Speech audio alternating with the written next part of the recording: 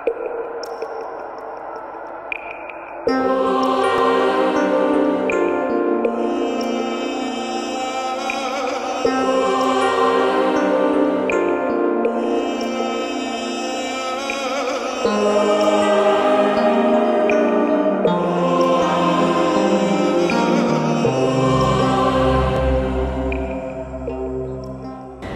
are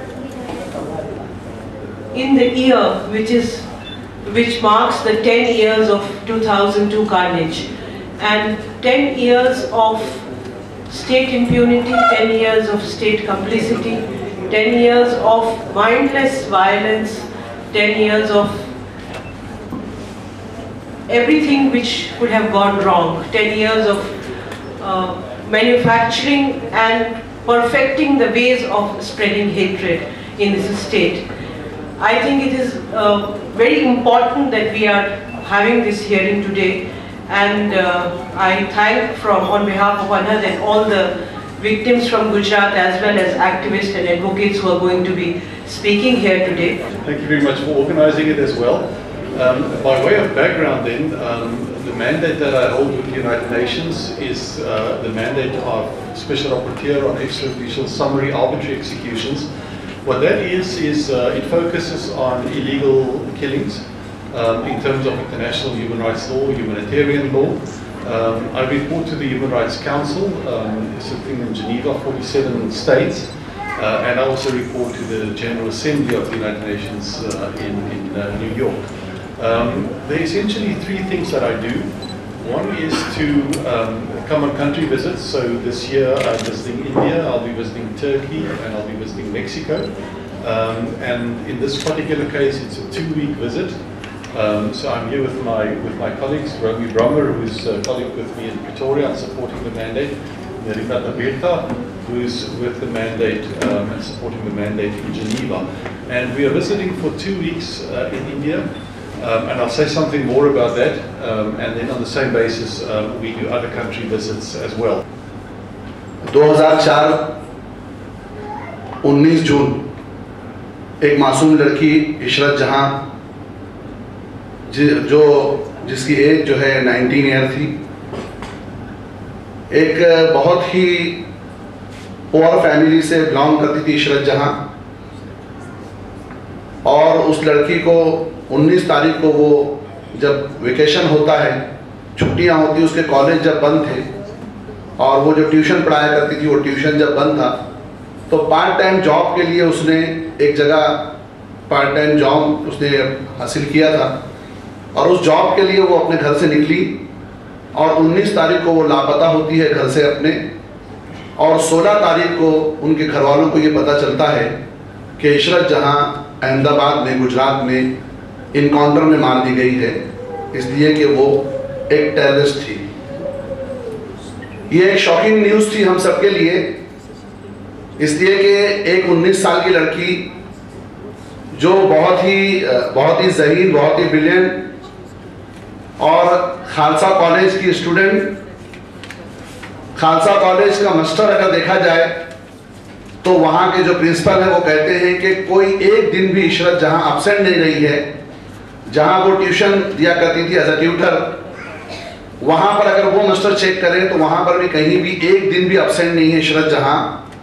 एक ऐसी लड़की जिसके बैग के अंदर उसका आई कार्ड है, आइडेंटिटी कार्ड है कॉलेज का, उसके लीगल डॉक्यूमेंट्स बैग के अंदर मौजूद हैं, वो सारी चीज़ें कैरी करते हुए वो अहमदाबाद कैसे पहुँच सकती है। लोग कोई एक्टिविटीज़ अगर करते हैं गलत तो वो अपनी आइडेंटिटी छुपाते हैं, वो अपनी पूरी आइडेंटिटी के साथ अहमदाबाद आती है, और कहा जाता है कि नरेंद्र मोदी को मारने के लिए, जो Z+ सिक्योरिटी के साथ फिरता है, उसे मारने के लिए इशरत जहां आई थी।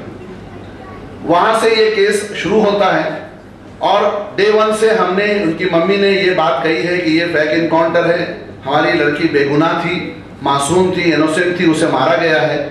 और उसके बाद से हमने एक लीगल लड़ाई शुरू की, जिसके अंदर मुकुल सिन्हा साहब, शबनम हाशमी जी, विरिंदा गौरव, एक टीम थी इन NGOs के सपोर्ट से जो है हमने ये लड़ाई शुरू की। मैं आपको बता दूं कि ये लड़ाई लड़ने के साधन हमारे पास नहीं थे। ये लड़ाई जो है, जो जिस तरह की फैमिली है, जो इनके हालात है, जो बैकग्राउंड है इनका, ये अफोर्ड नहीं कर सकते थे कि ये इस लड़ाई को जारी रख सके लड़े, लेकिन बहुत सारे एनजीओ जो ह्यूमन राइट्स के लिए काम करते हैं उनका आगे आना और उनका हाथ मिलाना और उसके बाद कंटिन्यू जो इस लड़ाई को हमने जारी रखा। गुजरात हाई कोर्ट के अंदर हमने अपील की, अपील करने के बाद 5 साल के बाद जो है 2009 में जाकर जो है कोर्ट ने ये डिसाइड किया कि हाँ इस केस की इंक्वायरी होनी चाहिए। 2004 में इनकाउंटर होता है, 2004 में इनकाउंटर होता है, 2009 में इंक्वायरी डिसाइड होती है। इतने दिनों तक जो है वो हम इंसाफ के लिए तरसते रहे, लड़ते रहे। इस बीच में मजिस्ट्रेट तमाम की रिपोर्ट आती है, उससे एक हौसला हमको मिलता है जिसमें ये बात कही जाती है कि ये इनकाउंटर फैक्ट था और इशरत जहां का एलटी से, लश्कर तैयबा से कोई ताल्लुक नहीं था।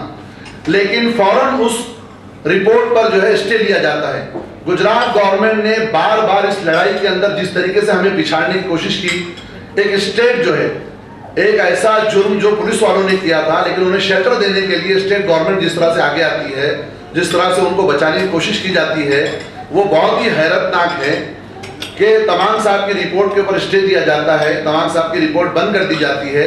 उसके बाद केस आगे चलता है, एक एसआईटी बनाई जाती है, एक ऐसी एसआईटी जिसमें गुजरात के ऑफिसर्स हैं, 3 ऑफिसर अपॉइंट किए जाते हैं, तीनों ऑफिसर गुजरात से बिलोंग करते हैं और तीनों ऑफिसर नरेंद्र मोदी के बहुत ही करीबी।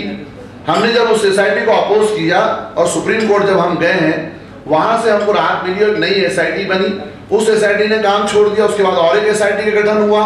उस एसआईटी के चीफ ने भी इनकार कर दिया इसको इन्वेस्टिगेट करने से, इसलिए कि स्टेट का प्रेशर इतना था उनके ऊपर। उसके बाद फाइनली एक एसआईटी बनती है और उस एसआईटी ने जो है अपनी इन्वेस्टिगेशन के बाद ये रिपोर्ट सामने लाई कि इशरत जहां का इनकाउंटर जो है वो फेक इनकाउंटर था, उसे जो है कत्ल किया गया, उसका मर्डर किया गया। वो इनकाउंटर नहीं था बल्कि वो एक कत्ल था, एक जुर्म था। और उसके बाद जाकर आज सीबीआई को ये केस दिया गया है और आज भी हम इस इंतजार के अंदर है कि ये इंक्वायरी जो है वो कब खत्म होती है। हम समझते हैं कि जब तक गुजरात के बाहर इस केस को नहीं ले जाया जाता और जब तक इसके ऊपर सही तरीके से हुकूमत, सेंट्रल गवर्नमेंट जब तक इस पर प्रेशर नहीं बनाती है, हमको नहीं लगता है कि इसके अंदर बहुत जल्दी हमें कोई इंसाफ मिल सकता है। और आप लोग से गुजारिश है कि लोग हमको इसमें इंसाफ में हमारा साथ दे। नरेंद्र मोदी का भी मैंने नाम लिया था जब जाफरी साहब ने उनको हेल्प के लिए छेल्ले फोन किया था, तो नरेंद्र मोदी ने उनको अपशब्द किए थे और कोई मदद नहीं भेजी थी। तो उसके बाद जो सारी जुबानी रही हमारी, तो उसमें जो कोर्ट का जो बिहेवियर था, मेरी जो जुबानी के बाद मेरे को आरोपी की तरफ जाने दिया, पहचानने दिया, और उसके बाद दूसरे जो आई विटनेस के उनको जाने नहीं दिया, और नहीं जाने के बाद फिर वो उनको वहां से खड़े रह करके पहचानने दिया था। और सारे जज का एकदम ही बिहेव इतना खराब हो गया कि हम आरोपी है, हम एक्यूज है, हम विक्टिम नहीं है। उसके बाद फिर हमने लड़ाई करी, जज को बदलने के लिए हम सुप्रीम कोर्ट तक गए, पिस्ताजी ने साथ दिया सुप्रीम कोर्ट से, फिर हमने वो जज को बदली किया।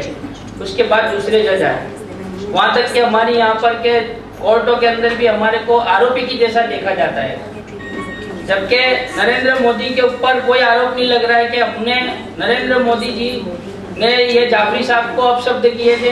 जाफरी साहब ने जब छेल्ले उनको फोन लगाया मदद के लिए और उन्होंने अपशब्द किए थे, उसके बावजूद भी कोर्ट में उनके लिए कुछ हो गया।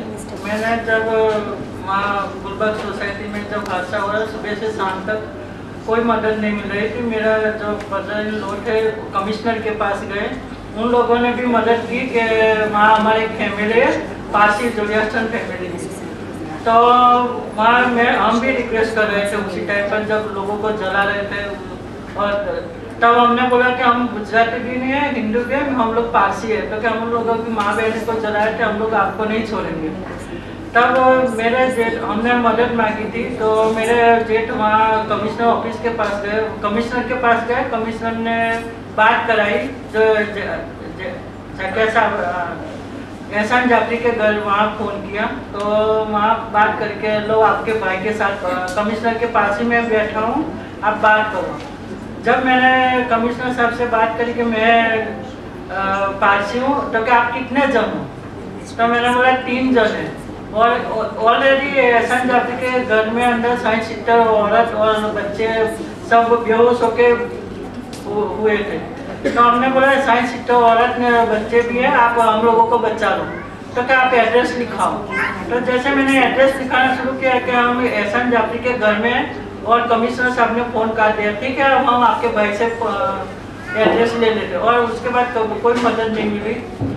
और जब मैं कोर्ट में भी जुबानी देने गई तो वहाँ भी मैं इतनी रोई कि मेरा एक बेटा मिसिंग है और उनके ऊपर पूरी पिक्चर बन गई जो पर्जन्य पिक्चर, तो गुजरात में भी रिलीज नहीं होने दी थी। और जब वो कोर्ट में मैं इतनी रोई पर जज को एहसास नहीं हुआ कि उनको एक गिलास पानी दे और ऐसे बोले कि आप बाजू में बैठो कि कुछ आश्वासन नहीं, बस आप केस शुरू ही रखो। मैं आधा 20 मिनट तक रोती रही मेरे बेटे के लिए, क्योंकि मेरा सवाल ही ऐसा था। वो ये ऐसा पूछ रहे कि आपका बेटे को उसी टाइम नहीं जलाया था, आपका बेटा बाहर था। जब मेरा बेटा मेरे पास था, मेरा बेटा हाथ छूट गया, मेरा बेटा और बेटी दोनों साथ में, मुझे पीछे पूरा जला दिया था, पीछे से जला दिया था। और वो जुबानी में दे रही थी पर जज साहब हमारी कुछ नहीं सुन रहे थे। हमारे घर के पूरे 8 इंसान को ख़त्म कर दिया गया, मार दिया गया। जिस तरीके से हम लोग पुलिस वाले की तरफ मदद मांगने जाते तो पुलिस वाले हमको मारते थे और उन लोगों को अंदर आने देते थे। जहाँ भी हम मदद मांगने जाते तो हमको मारते थे, पीटते थे, भगा देते थे। सुबह 9 साढ़े 9 बजे से लेकर हम शाम तक इतने भाग भाग के थक चुके थे। और 2002 में ऐसा कर दिया कि आज तक हम भूल नहीं पाएंगे। जिस तरीके से हमारे लोगों को मारा गया, काटा गया, जिंदा जलाया गया, उसमें हमारे भतीजा 2 महीने का था नदीम सैयद, उसको भी उन लोगों ने जिंदा आग में जला दिया। ये सब हमने हमारी नज़रों से देखा है और हम तो यही चाहते जैसा हमारे साथ हो ऐसा किसी के साथ ना हो। हम 10 साल से आज तक हम लड़ रहे हैं, हम ये चाहते हैं कि हमको इंसाफ मिले।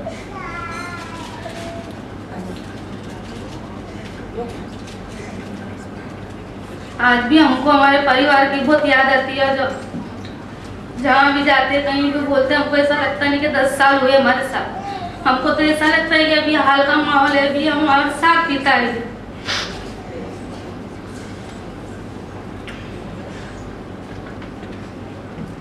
मेरे भाई जवान भाई थे, मेरे भाई को तलवार से उसकी गर्दन अलग की गई और मेरी माँ को, मेरे भाभी को, बच्चों को जिंदा पेट्रोल डाल के उनको आग लगा दिया गया।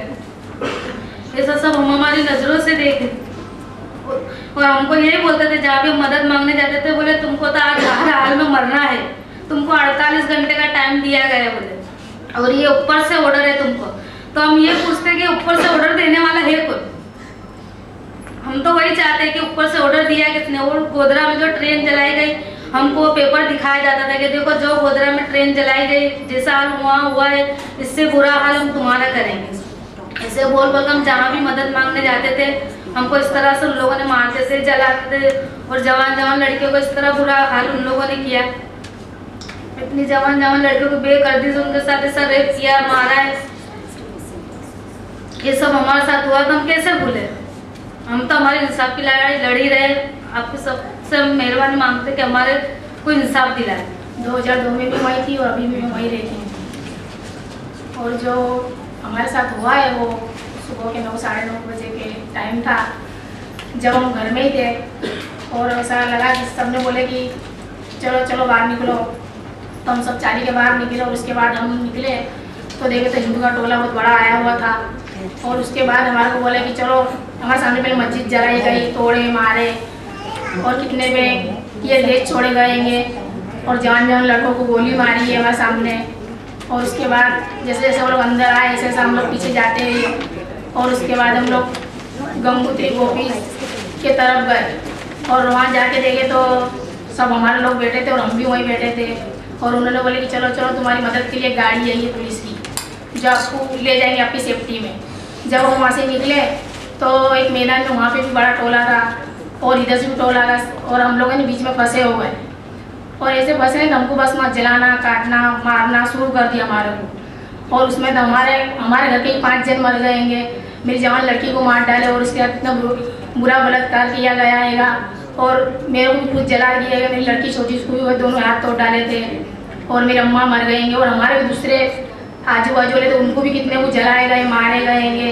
हमारे साथ बहुत बहुत बुरा हुआ है। उस टाइम हमारी कोई मदद करने वाला नहीं था, सिर्फ मारो काटो, बस यही हमारे को कहना चाहते थे। और हम तो यही दुआ करते हैं कि ऐसा हमारे साथ हो, ऐसा किसी के साथ ना होए। और बस हम यही दुआ करते हैं, हमें इंसाफ चाहिए। और गुनहगार अभी भी फिर रहेंगे, आज 10 साल हो गएंगे और हमको अभी भी धमकियाँ आती है कि जैसा कि हम कहाँ रहने जा रहे हैं, यानी कि हमारा रहने का ही हमारा सहारा वहाँ आएगा नरोला पार्टी में, तो इसलिए हम अभी भी वहीं रहते हैं। हमें तो बस गुनहगार को सजा चाहिए और हमें इंसाफ चाहिए, हम यही दुआ करते रहेंगे।